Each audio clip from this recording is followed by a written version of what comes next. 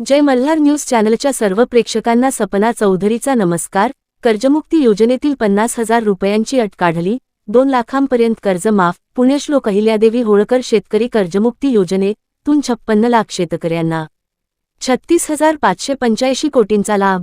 कायदा व सुव्यवस्था अधिक सक्षम, गुन्हे सिद्धतेच्या दरात वाढ, सायबर गुन्ह्यांवर प्रभावी नियंत्रण। राज्यातील 56 लाख शेतकऱ्यांना 36,585 कोटी रुपयांचा लाभ देणारी पुण्यश्लोक अहिल्यादेवी होळकर शेतकरी कर्जमुक्ती योजना ही ऐतिहासिक योजना असल्याचे मुख्यमंत्री देवेंद्र फडणवीस यांनी विधानसभेत सांगितले।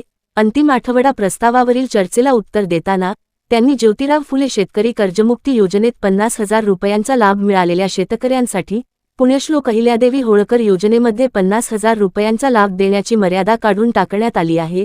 अशा शेतकऱ्यांना 2 लाखांपर्यंत कर्जमुक्तीचा लाभ मिळणार आहे।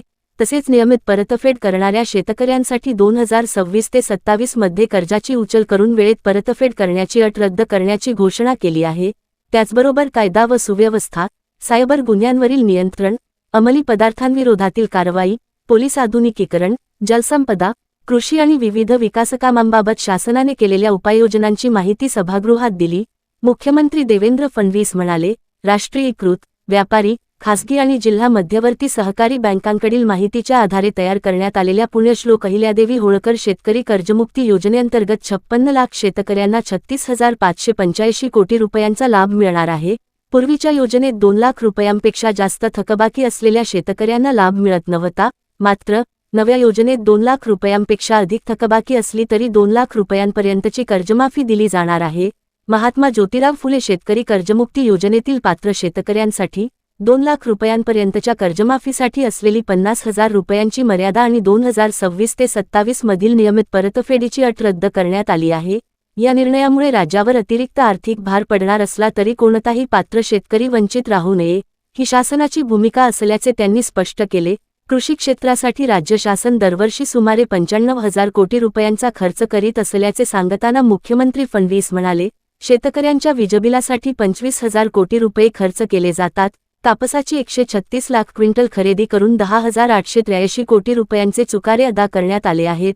सोयाबीनचे 6 लाख टन उत्पादन 3,198 कोटी रुपयांना खरेदी करण्यात आले, तर कांदा खरेदीमुळे बाजारभाव स्थिर राहण्यास मदत झाली आहे।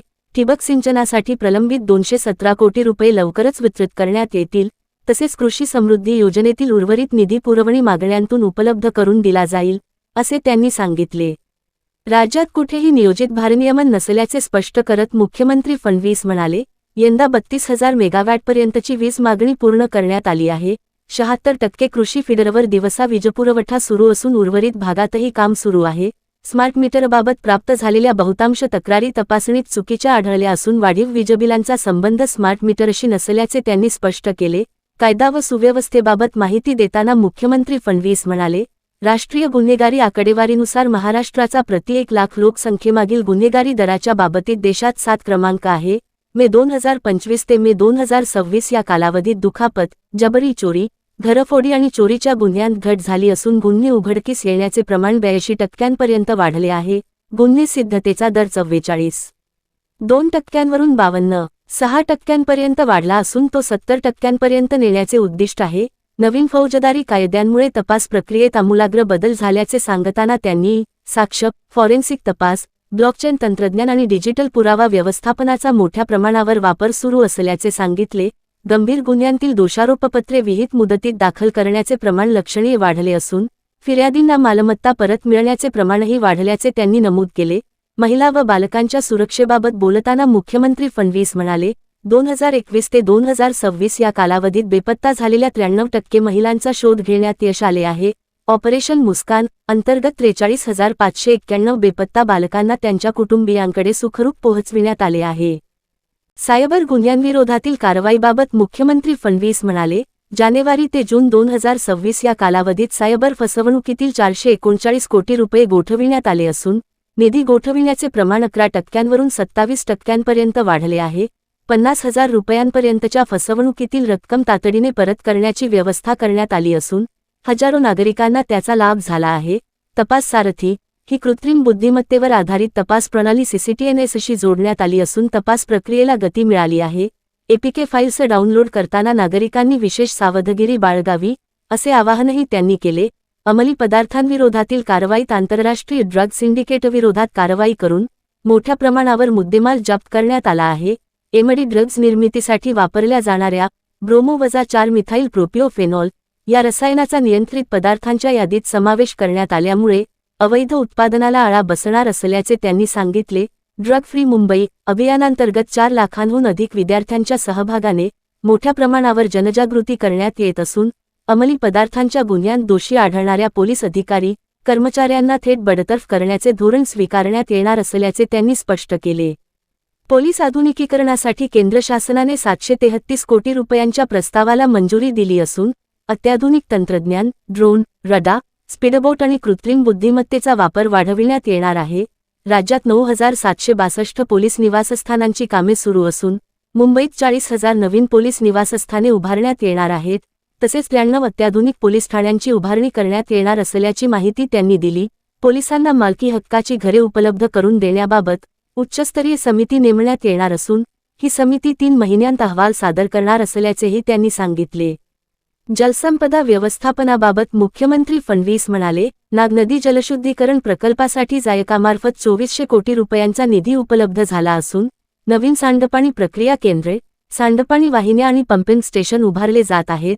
नळगंगा, वैनगंगा नदीजोड प्रकल्पाला केंद्रीय जल आयोगाची अंतिम मान्यता मिळताच याच वर्षी काम सुरू करण्याचा शासनाचा प्रयत्न आहे. सभागृहात उपस्थित करण्यात आलेल्या विविध प्रकरणांची सखोल चौकशी सुरू असून आवश्यक ती कारवाई केली जाईल, असे स्पष्ट करत मुख्यमंत्री म्हणाले, राज्यातील विकास, शेतकरी कल्याण, कायदा व सुव्यवस्था आणि नागरिकांच्या सुरक्षेला सर्वोच्च प्राधान्य देण्याची शासनाची भूमिका कायम राहील. अधिवेशनाच्या समारोपावेळी मुख्यमंत्री फडणवीस म्हणाले, शेतकरी, वारकरी आणि कष्टकरी हेच महाराष्ट्राचे खरे वैभव आहे. त्यांच्या श्रम, श्रद्धा आणि त्यागातूनच महाराष्ट्राचा विकास घडतो. त्यांच्या आशीर्वादाने राज्याला नवाचार आणि नवा आकार देण्याचे काम शासन करेल. सपना चौधरी, जय मल्हार न्यूज, नंदुरबार. महोदय, यासोबत कृषीच्या संदर्भातले काही मुद्दे या ठिकाणी मांडण्यात आले. काय दिलं रे बाबा? विशेषतः कर्जमाफीच्या संदर्भात बरीच चर्चा या ठिकाणी झाली. पहिल्यांदा तर अध्यक्ष महोदय, आपल्याला याची कल्पना आहे की कर्जमाफी हा एक परिस्थितीची आवश्यकता म्हणून आपण करतो. कुठल्याही कर्जमाफीने शेतकरी कधी श्रीमंत झाला नाही, तो होऊ शकत नाही. पण त्यावेळी शेतकऱ्याला क्रेडिटवर्दी बनवायचं, जेणेकरून त्याला सावकाराकडे जावं लागणार नाही, हे एक महत्त्वाचं उद्दिष्ट आपल्या कर्जमाफीचं असतं. आणि मी पुन्हा एकदा सांगतो की आम्ही विधानसभेच्या निवडणुकीच्या वेळी हा शब्द दिला होता, आम्ही कर्जमाफी करू. खरं म्हणजे आम्ही 2029 पर्यंत थांबू शकलो असतो, कारण सगळ्या निवडणुका जिंकलो आहेत आम्ही, कुठल्या निवडणुका बाकी नाही आहेत. पण आम्ही तसं केलं नाही. आम्ही ठरवलं की शेतकरी अडचणीत असेल तर त्याला कर्जमाफी दिली पाहिजे, आणि कर्जमाफीचा निर्णय आपल्या सरकारने केला.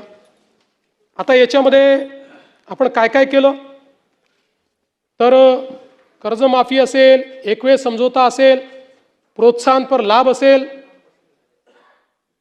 खरं म्हणजे एक गोष्ट मला अजून लक्षात आणून दिली पाहिजे की या कर्जमाफीच्या व्यतिरिक्त दरवर्षी हे सरकार आहे महायुतीचं 25,000 कोटी रुपये वीज माफीची देतं शेतकऱ्यांना. 25,000 कोटी रुपये दरवर्षी. हे पैसे भरावे लागतात, हे माफ नाही होत, हे भरावे लागतात दरवर्षी. पहिल्या वर्षी 20,000 कोटी, 22,000 कोटी, 25,000 कोटी हे पैसे आपण भरतो. आणि एकूण जर आपण कृषी विभागाचा आजचा आउटले बघितला, सगळं मिळून वेगवेगळ्या योजना आणि देणाऱ्या सबसिडी, तर तो 95,000 कोटी रुपयाचा आहे. 95,000 कोटी रुपये.